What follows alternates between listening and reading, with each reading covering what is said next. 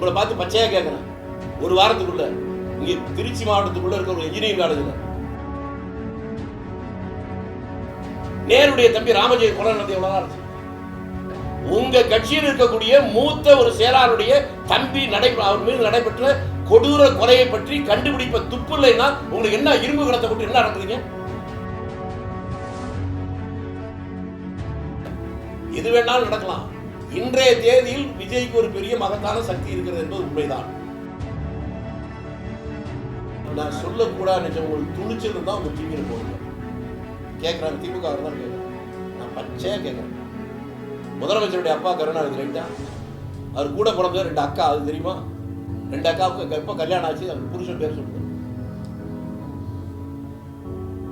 என்ன சார் பேச மாட்டீங்க? ஒரு நேரம் விவரமா பேசிக்கிட்டீங்க. யாரை பற்றி சட்ட ஒழுங்கு சரியில்லைன்னு சொல்லிக்கிறாங்களா, நீங்க சொல்றீங்களா? சொல்றாங்க, மக்கள் சொல்றாங்க. உங்களுக்கு அது உடன்பாடு இல்லையா? அப்படி சொல்லுங்க. இருக்கே அதுக்கு என்னன்னு கேட்கறது வேற, அப்படி சொல்லிக்கிறாங்கன்னு கேட்குறேன். ஒன்றை நான் தெளிவாக சொல்றேன். நான் ஒரு அரசியல் கட்சியில் இருந்தாலும், எவராக இருந்தாலும் ஒரு அரசியல் கட்சியில் இருப்பதற்கு காரணமே அதன் வாயிலாக அந்த மக்களுக்கு ஏதாவது நன்மை செய்ய முடியுமா என்பதற்காகத்தான். மக்களுக்கு ஜனநாயக நாட்டில் என்ன தேவை? உண்ண உணவு, உடுக்க உடை, இருக்க இடம். இது போதுமா என்றால் அடுத்து ஒன்று இருக்கு. அதான் அவருடைய சுதந்திரம். சுதந்திரம் இருந்தால் போதுமா? அதுவும் போதாது. அதை விட மிக முக்கியமான ஒன்று, அதுதான் பாதுகாப்பு. அந்த பாதுகாப்பு இல்லாவிட்டால் எது இருந்தும் பயனில்லை என்பதைத்தான் ஒவ்வொரு மனிதனும் நினைப்பான். நானும் அது விதிவிலக்கில்லை. ஏன்னா எனக்கும் என் வீட்டில் என்னுடைய பேர பிள்ளைகளே 7-8 பேர் வந்து பெண் பிள்ளைகள் தான் இருக்காங்க. நீங்களே சொன்னீங்க, தூத்துக்குடி பக்கத்தில், அதை விட கிருஷ்ணகிரி பக்கத்தில் நடந்த கொடூரத்துடைய உச்சம் இல்லையா? 2.5 வயது பெண் குழந்தை. மிருகங்கள் கூட அப்படி நடந்துக்காது. காட்டு பிராணிகள் காலத்தை கூட அப்படி நடந்திருக்காது. இப்படி நடந்தது மட்டுமே ஒரு ஆட்சிக்கு குறை என்று சொல்ல மாட்டேன். நடந்ததற்கு பின்னால் இந்த ஆட்சி எடுத்த நடவடிக்கையினுடைய அணுகுமுறை இருக்க, அதுதான் அந்த அதற்கான காரணகர்த்தா திமுக ஆளுங்கட்சியினுடைய இளைஞரனுடைய தலைவர். அவனை கைது பண்ற போலீஸ் பிட்பாக்கெட் ஒருத்தர் ரோட்டில் பிடிச்சான், 2 அறை கொடுத்து கூட்டு போறான்ல. இவ்வளவு மிருகத்தனமாக நடந்து கொண்ட அவனை ராஜாவை கூட்டு போற மாதிரி கூட்டு போறாங்க. அப்புறம் இதை விட ஒரு அச்சம் தருகின்ற, குடும்பஸ்தர்களுக்கு பயத்தை உருவாக்குகின்ற ஒரு செயல் ஒன்று இருக்க முடியுமா? ஆகவே ஆட்சிக்கு எந்த கட்சிக்கு வர வேண்டும், யார் ஆட்சியில் இருக்க வேண்டும் என்பது எல்லாவற்றை விட, யாராக இருந்தாலும் தவறுகள் நடக்கிற போது அந்த பாதுகாப்பு, அதுவும் குறைந்தபட்சம் இந்த பெண் பிள்ளைகள் 2 வயசு 3 வயசு 4 வயசு 5 வயசு இந்த குழந்தைகளுக்கெல்லாம் இப்படி தர்றவர்களுக்கு கடுமையான தண்டனை தருகின்ற மனம் படைத்தவர்கள் தான் ஆட்சிக்கு வந்தால் மட்டும்தான் குறைந்தபட்ச பாதுகாப்பு இருக்கும் என்று எல்லோரும் நம்புவார்கள். அந்த எல்லோரும் நாடும் நடக்கும். கரூர் சம்பவம் தொடர்பாக விஜய் வந்து டெல்லிக்கு போறாரு விசாரணைக்காக. 15 அது அரசியல் அழைப்பா பார்க்கப்படுது. அந்த மாதிரி ஒரு செய்திகள் வருது. அதாவதுங்க, மீடியாக்கள் தான் மக்களுக்கு தெளிவு கொடுக்கலாம், குழப்பமும் செய்யலாம். இப்போ நீங்கள் உங்கள் கேள்வி வந்து குழப்பத்தின் உச்சம். கரூர் சம்பவத்துக்கு அதற்கு விசாரணை நடத்துவது, இப்போ ஒன்று உங்களுக்கு உதாரணம் சொல்கிறேன்.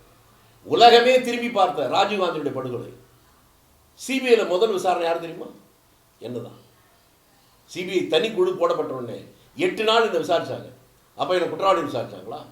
என்கிட்ட பல அரிய தகவல் இருக்கிறதுக்கு எடுத்தாங்க. அதுபோல விசாரிப்பதற்கு சிபிஐ அழைப்பதாலேயே அது ஒரு நிர்பந்தம் என்பது அல்ல.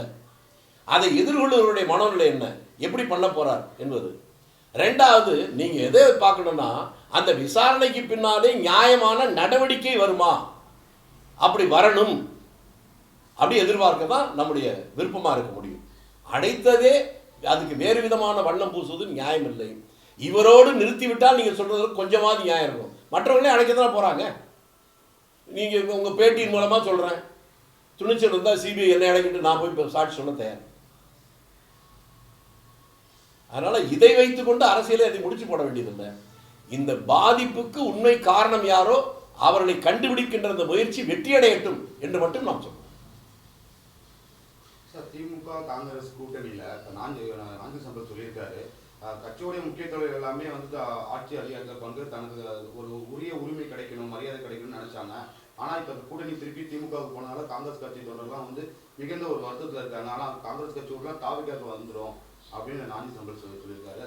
உங்க பேரும் சேர்த்து சொல்லியிருக்காரு. அது அவருடைய விருப்பம், அது அவருடைய கருத்து, அவர் சொல்வதற்கு அவர் உரிமை இருக்கு. நீங்க ஏன் சொன்னீங்கன்னு நான் கேட்க மாட்டேன். என்னை போன்றவர்கள் நாங்கள்லாம் அரசியலில் வந்து இப்போ உங்களுக்கு சொன்னால் வேடிக்கையாக இருக்கும், நீங்கள் எப்படி எடுத்துக்கணும் தெரியாது. இன்றைக்கு தமிழ்நாட்டில் இருக்கக்கூடிய அரசியல்வாதிகள் நடமாடி கொண்டிருப்பதில்லை. என்னை விட சீனியர் எந்த கட்சியிலும் யாரும் இல்லை. நான் அரசியலுக்கு வரும்போதே பதவிக்காகவும் பணத்தையும் நோக்கி நான் பயணம் இல்லை. அதனால் என்னுடைய கருத்துக்களை சுதந்திரமாக சொல்லியே நாங்கள் பழகிட்டோம். நாங்கள் எடுத்த முடிவு என்பது, நான் முன்னால் சொன்ன நீங்கள் கேள்விக்கு பதிலுக்கும் இதுக்கும் ஒரு ஒற்றுமை உண்டு. தமிழ்நாட்டில் எது இருக்கோ இல்லையோ பாதுகாப்பு வேண்டும் என்று நினைக்கிறோம்ல, அது இல்லாமல் போயிருக்கிற இந்த நிலையில் இந்த ஆட்சி நீடிக்கக்கூடாது அப்படின்னு நினைத்த எதிர்பார்ப்பு இல்லாத காங்கிரஸ் கண்ட தொண்டர்கள் நானும் ஒருத்தர். நாங்கள் தான் அந்த கருத்தை உருவாக்கணும். என்ன காரணத்தாலும் நடக்காமல் போனது தமிழ்நாட்டுக்கு ஏதோ சாபம்.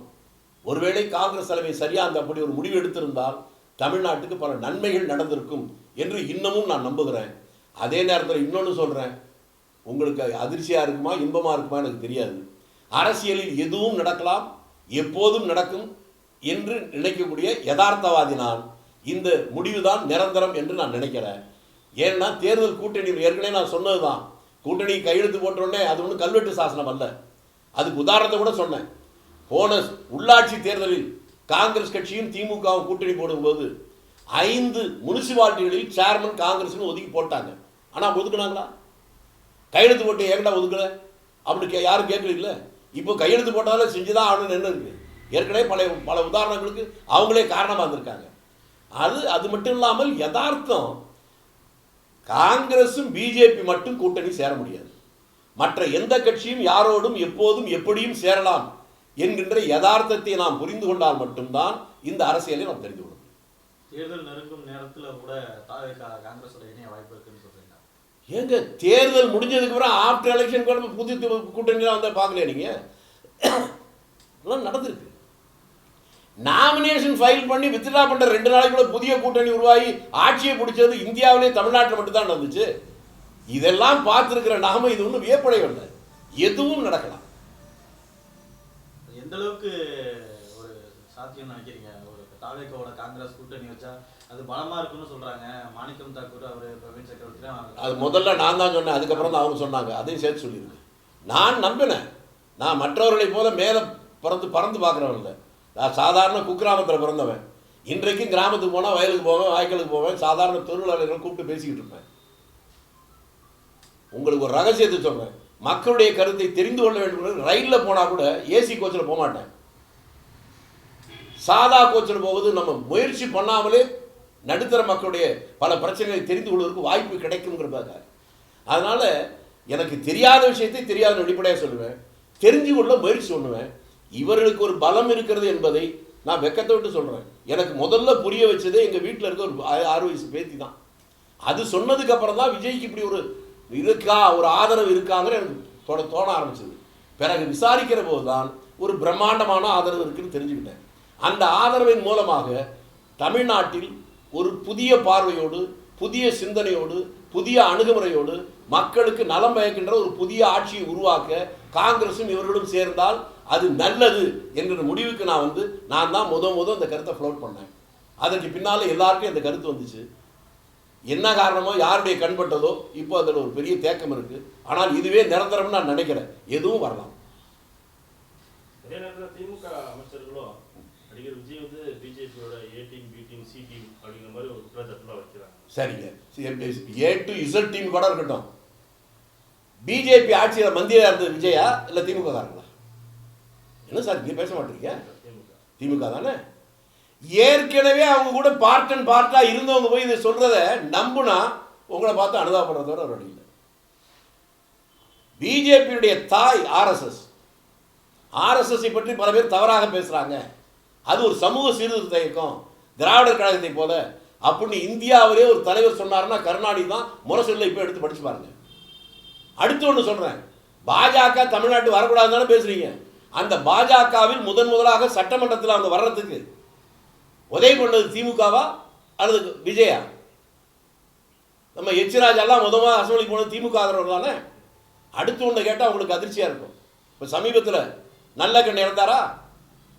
தமிழ்நாட்டு முதலமைச்சர் திமுக என்ன சொன்னாங்க? ஆகா எப்படிப்பட்ட தியாகி எல்லாம் சொன்னாங்கல்ல.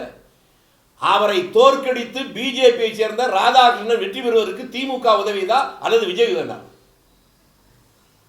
அதனால பைபிள்ல இருக்கிற ஒரு வசனத்தான் சொல்லுவேன்.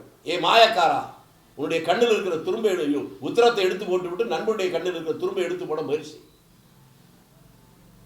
அதனால இந்த குற்றச்சாட்டை விஜய் மீது சொல்வதற்கு திமுகவுக்கு அந்த உரிமை இல்லை என்பதை அவர்கள் முதல்ல புரிஞ்சுக்கணும். தொடர்ந்து விஜய் போற பிரச்சாரம் மக்களை சந்திக்கலாம், பல்வேறு கட்டுப்பாடு விதிக்கிறாங்க. மற்ற அரசு கட்சி திமுக மாநாடா இருக்கட்டும், அதுக்கு எந்த ஒரு கட்டுப்பாடு விதிக்கிறது இல்லை. தொடர்ந்து விஜய் அச்சுறுத்தல் நோக்கில தான் திமுக வந்து செயல்பட்டு இருக்குன்னு ஆதரவு எல்லாமே குற்றம் சாட்டுறாங்க. இது நீங்க எப்படி பாக்குறீங்க? அதாவது பார்க்கறது இல்லைங்க. அதாவது சில நேரங்கள் என்னன்னு கேட்டா, நினைப்பதெல்லாம் நடந்து விட்டால் தெய்வம் ஏதும் இல்லை. ஒருத்தரை ஒரு சின்ன உதாரணம் சொல்றேன். நம்ம மக்களுடைய மனோநிலை என்ன? நம்ம வீட்டில் ஒருத்தர் திருடி இருப்பான், நாமளே பிடிச்சி போலீஸ் கொடுப்போம்.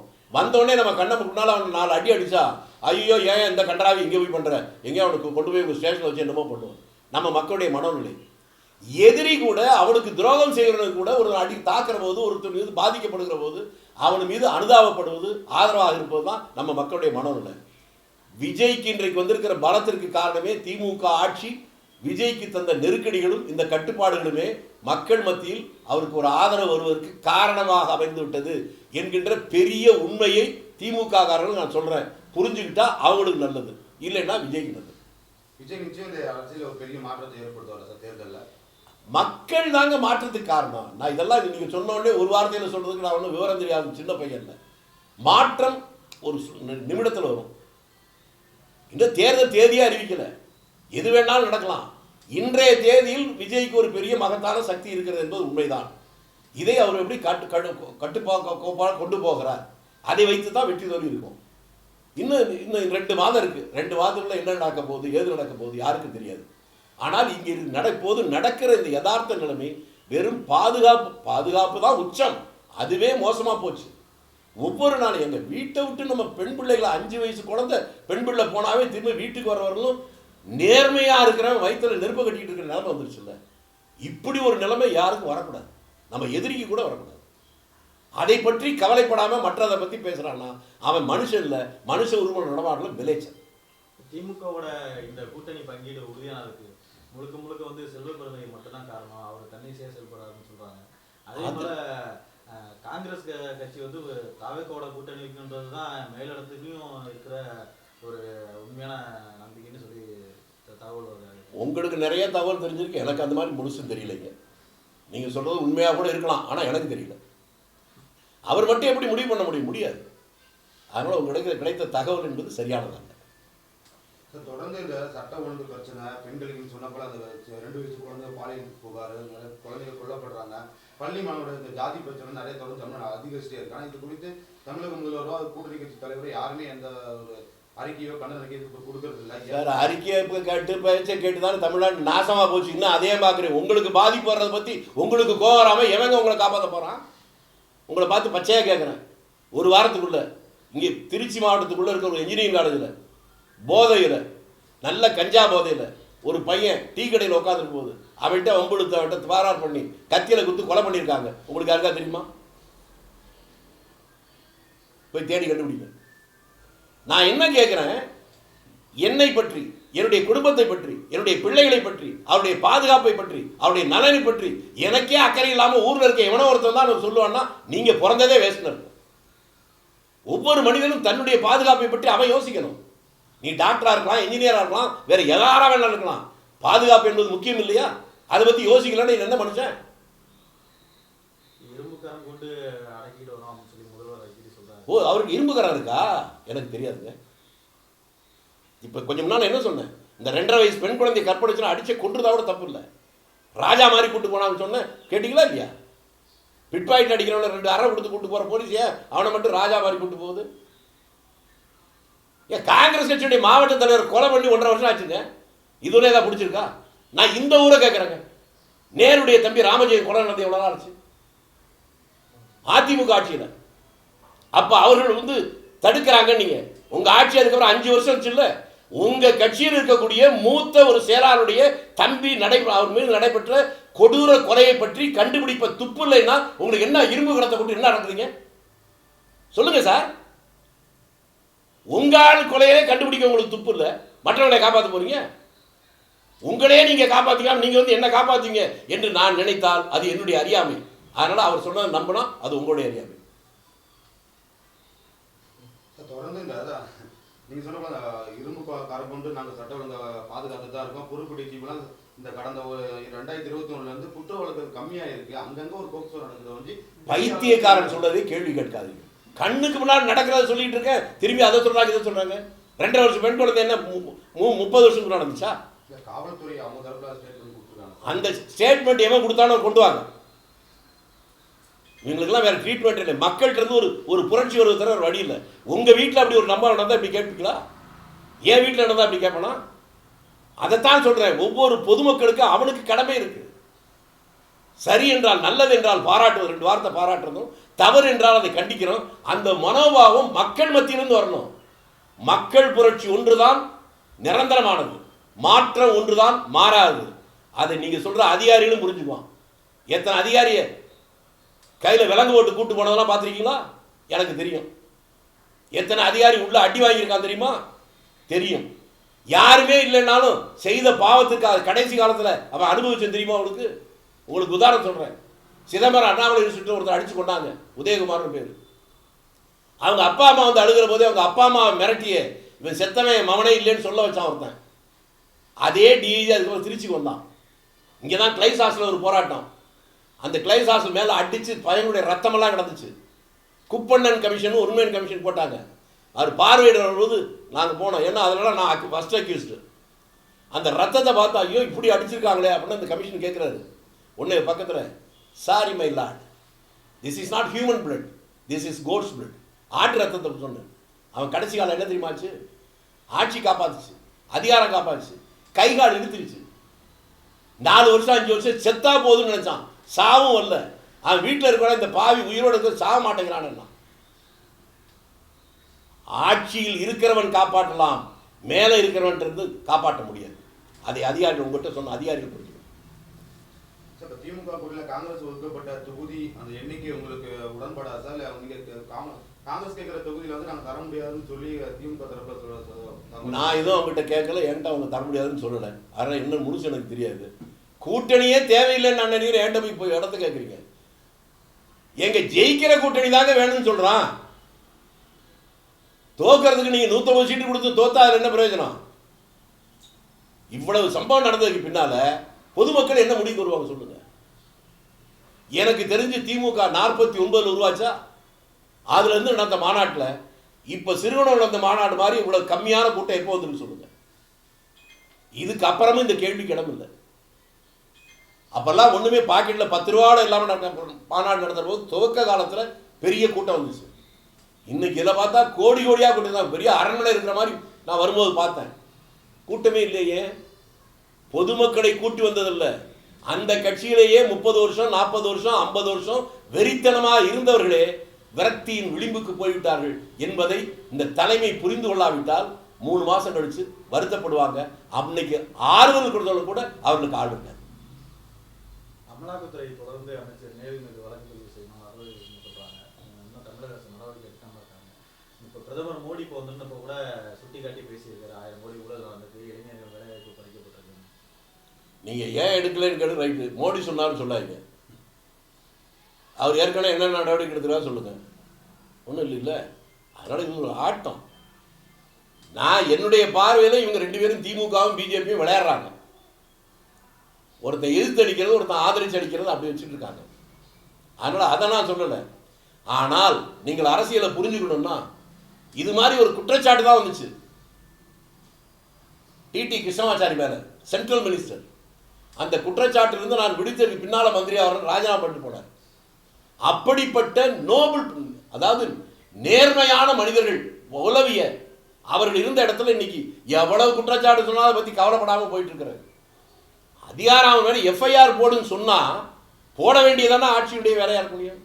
போடக்கூடாதுங்கிறதுக்காக கோர்ட்டுக்கு ஒரு ஆட்சியே போகுதுன்னா அந்த ஆட்சியை பற்றி மக்கள் என்ன நினைப்பார்கள் அதை பற்றி அவங்க கவலையே பண்ணலன்னு தானே அர்த்தம்.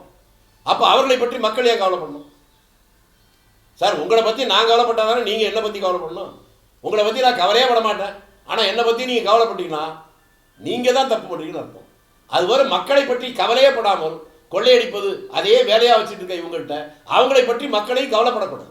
அந்த இடத்துக்கு வந்துட்டாங்கன்னா இவங்க இல்லை, இனி எதிர்காலத்தில் யார் ஆட்சிக்கு வந்தாலும் இந்த தவறு நடக்காது.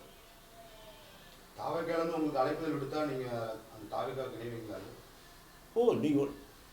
நான் சாணக்கியனை பார்க்கலான்னு நினச்சேன், இப்போ தான் உங்களை பார்க்குறேன். எனக்கு கொஞ்சம் முன்னால் தான் சொன்னேன் என் அனுபவம் இருக்கிற அரசியல்வாதி யாரும் இல்லைன்னு. அப்படி ஆலோசனை தேவைப்பட்டால் அவங்ககிட்டே வந்து கேட்குறேன். உங்கள் ஆலோசனை அவங்களுக்கு தேவைப்படும். அது தேவை வேற சார். நீங்கள் முதல்ல கேட்ட கேள்வி வேற, இப்போ அடுத்து கேட்குறது வேற. சார் விஜய் மேலே தனிப்பட்ட தாக்குதல் வைக்கிறாங்க, அவர் விவாதத்துக்கு பெருசாக அவரோட ஒன்றா வந்த விஷயம் இதெல்லாம் வந்து நான் சொல்லக்கூடாது நினச்சேன். உங்களுக்கு துணிச்சல் இருந்தால் உங்கள் டிவியில் போடுங்க. கேட்குறாங்க, திமுக இருந்தாலும் கேட்குறாங்க. நான் பச்சையாக கேட்குறேங்க. அதை விட தாண்டி எனக்கு தெரியும், அதெல்லாம் சொல்லவே நான் கூசு. அதனால் ஓரளவுக்கு சொல்ல முடிஞ்சு சொல்கிறேன். முதலமைச்சருடைய அப்பா கருணாநிதி ரைட்டா? அவர் கூட பிறந்த 2 அக்கா, அது தெரியுமா? அந்த 2 அக்காவுக்கு, ஒரு அக்காவுக்கு மாறன், இன்னொருத்தர் 2 தம்பி 2 பையனுங்க. இன்னொரு அக்காவுக்கு பேர் என்ன, முரசு அமிர்தம். 2 அக்காவுக்கும், ஒரு அக்காவுக்கு 2 பையனுங்க, இன்னொரு அக்காவுக்கு 1 பையன். 2 அக்காவுக்கு எப்போ கல்யாணம் ஆச்சு? அந்த புருஷன் பேர் சொல்லுங்க.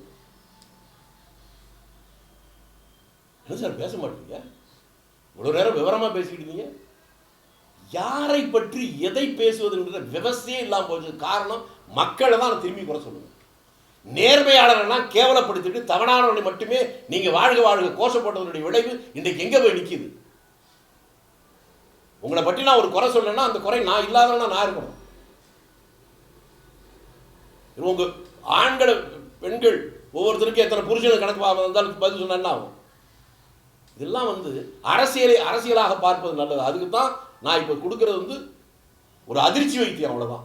இனிமேலாவது இதை விட்டுட்டு அரசியல் பேசுங்கன்னா. Thank you sir.